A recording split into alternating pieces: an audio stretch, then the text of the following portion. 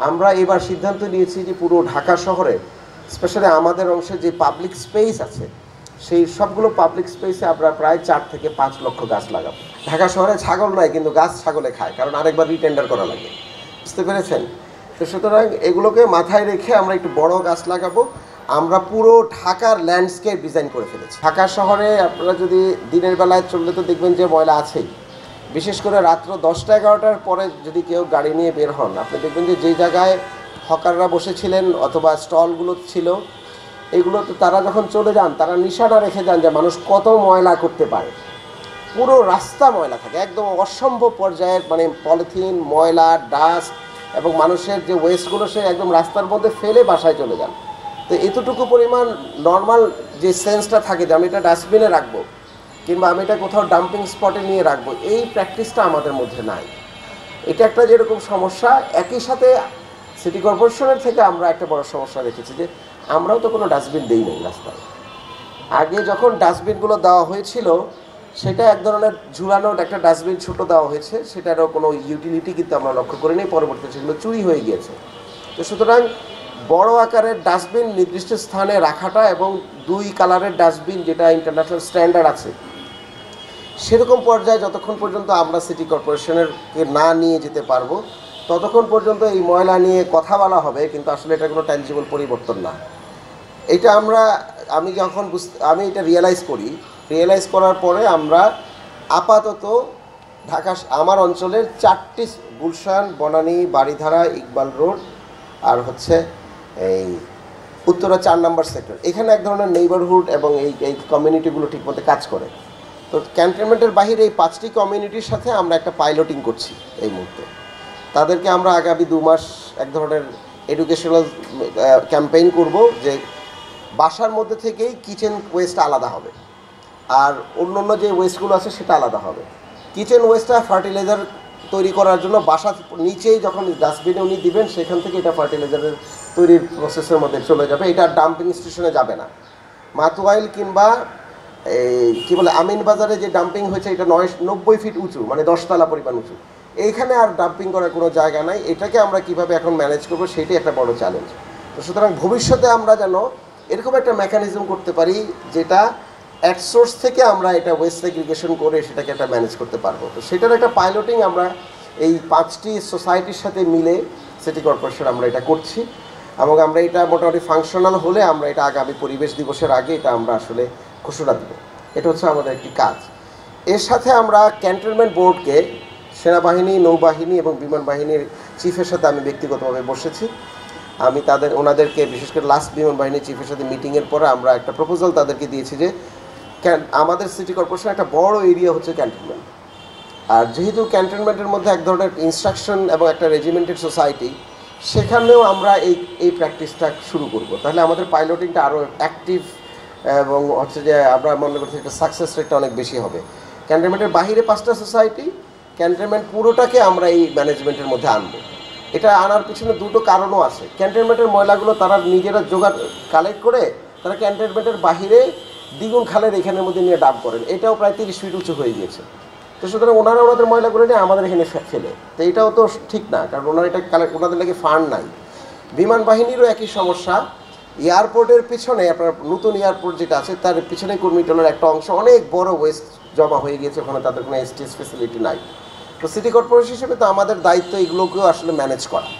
তো আমরা শুধু ময়লা কালেকশন করব, খালি ময়লাই কালেকশন করব, এই প্যারাডাইম থেকে আসলে বের হতে চাই।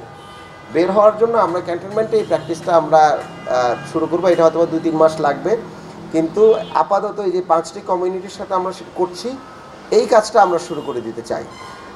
উত্তর সিটি কর্পোরেশন বাদ দিয়ে দক্ষিণ সিটি কর্পোরেশন কিংবা ঢাকার যে কোনো কমিউনিটি যদি আপনারা আমাদের সাথে এই ধরনের কোনো কমিউনিটি বেস পার্টনারশিপে এই মডেলে এগোতে চান তাহলে আমার সাথে যোগাযোগ করলে আমি কিন্তু সাপোর্ট দেবো। সেক্ষেত্রে আমি উত্তরের লোক দক্ষিণের লোক বলতে কোনো কিছু থাকবে না। আমরা চাই এই মডেলগুলো কমিউনিটি ওয়াইজ আস্তে আস্তে এই প্র্যাকটিসগুলো শুরু হোক। তো সুতরাং এটা একটা কাজ আমরা করছি, দেখি যদি আমরা এটা ফাংশনাল করতে পারি তাহলে এটা আমরা ওয়াইডার স্কেলে ভবিষ্যতে পুরো ঢাকাতে আমরা করার চেষ্টা করব, কিংবা আমার পরে যারা আসবেন তাদের উপর একটা চাপ থাকবে এরকম কিছু করার। তো এটা একটা। দ্বিতীয় হচ্ছে যেটা আমি বললাম যে 1700 গাছ কাটার প্রতিষ্ঠান 2 সিটি কর্পোরেশন 1 সিটি কর্পোরেশনের দায়িত্বে আমি আসার পরেও আমরা এবার সিদ্ধান্ত নিয়েছি যে পুরো ঢাকা শহরে স্পেশালি আমাদের অংশে যে পাবলিক স্পেস আছে সেই সবগুলো পাবলিক স্পেসে আমরা প্রায় 4 থেকে 5 লক্ষ গাছ লাগাবো এবং এই গাছগুলোর সাইজ হবে অনেক বড়। আমরা একটু ম্যাচিউর গাছ লাগাতে চেষ্টা করব যেন গাছগুলো মানে না হারিয়ে যায় অথবা কেউ না নষ্ট করে ফেলে কিংবা ছাগলে না খেয়ে ফেলে। ঢাকা শহরে ছাগল নয় কিন্তু গাছ ছাগলে খায়, কারণ আরেকবার রিটেন্ডার করা লাগে, বুঝতে পেরেছেন? তো সুতরাং এগুলোকে মাথায় রেখে আমরা একটু বড় গাছ লাগাবো। আমরা পুরো ঢাকার ল্যান্ডস্কেপ ডিজাইন করে ফেলেছি, একদম 3D সহ করেছি আমরা। এই আগামী মাসটি শুরু হবে। আগামী মাসে ঢাকা শহরের যতগুলো ইউথ অর্গানাইজেশন এবং পরিবেশবাদী সংগঠন আছে আমরা সকলকে আমাদের অফিসে অনবোর্ড করব। আমরা 1 দিন 2 দিন ব্যাপী ডে লং ওয়ার্কশপ অথবা 2 দিন ব্যাপী ওয়ার্কশপ করে আমাদের প্রায় 250 কিলোমিটার খাল নেটওয়ার্ক আছে। আমরা এই খালগুলো এই কমিউনিটিকে দিয়ে দিব, বলে যে আপনারা এই খালে গ্রিনিং করেন এবং গ্রিনিং করতে যে খরচ লাগে, যে গাছ লাগে, যে মালির টাকা লাগবে সেটা আমরা সিটি কর্পোরেশন থেকে দিয়ে দিব। কিন্তু আমরা চাই এগুলোর মালিকানা এবং ম্যানেজমেন্ট যেন কমিউনিটি এবং নাগরিক সংগঠনগুলো করে, তাহলে এক ধরনের গণতান্ত্রিক নগরায়ন হবে। এবং এই গ্রিনিংয়ের মধ্যেও আমরা জনগণের স্টেক আমরা দিতে চাই, এটা একটা এই মডেলে আমরা যাচ্ছি। একই সাথে উত্তরা দিয়াবাড়ির নাম শুনেছেন আপনারা, যেখানে আপনারা ঘুরতে যান, এটা রাজুকের সম্পত্তি। আমরা রাজুককে বলেছি এটা আমাদেরকে দিয়ে দেওয়ার জন্য। পূর্বাচলের অনেক জায়গা আছে আমাদেরকে দিয়ে দেওয়ার জন্য আমরা বলেছি। তাহলে এখানে অনেকগুলো লেক আছে, যেই লেকগুলোর পাশে এখন এক ধরনের চটপটির ব্যবসা ছাড়া আর কিছু হয় না।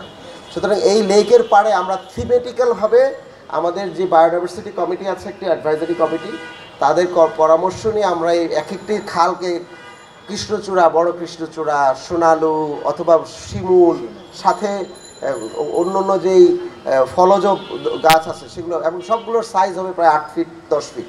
মানে আমরা গাছ লাগাবো, সেই গাছে ফুল আপনারা 2 মাস পর 3 মাস পরে দেখতে পাবেন, আপনারা ড্রোন শট নিলে আপনারা দেখতে পাবেন। সুতরাং এই যে একটা বড় গ্রিন ট্রান্সফরমেশন আমরা করব, সেই গ্রিন ট্রান্সফরমেশনটা সিটি কর্পোরেশন একা করবে না, সেখানেও আমরা ইউথ অর্গানাইজেশন এবং পরিবেশ নিয়ে যারা কাজ করেন, কমিউনিটি নিয়ে যারা কাজ করেন, প্রফেশনাল নিয়ে যারা কাজ করেন, টার্কিশ এয়ারলাইন্স এসে বলছে আমরাও গাছ লাগাতে চাই, পুলিশ এসে বলছেন তারাও গাছ লাগাতে চায়, আর তারপর আনসার ভিডিপির লোকজন বলছেন আমাদেরকেও ইনভলভ করে। তো সুতরাং আমরা এক ধরনের মাল্টিপল ইন্টারেস্ট আমরা বিভিন্ন জায়গা থেকে পাচ্ছি।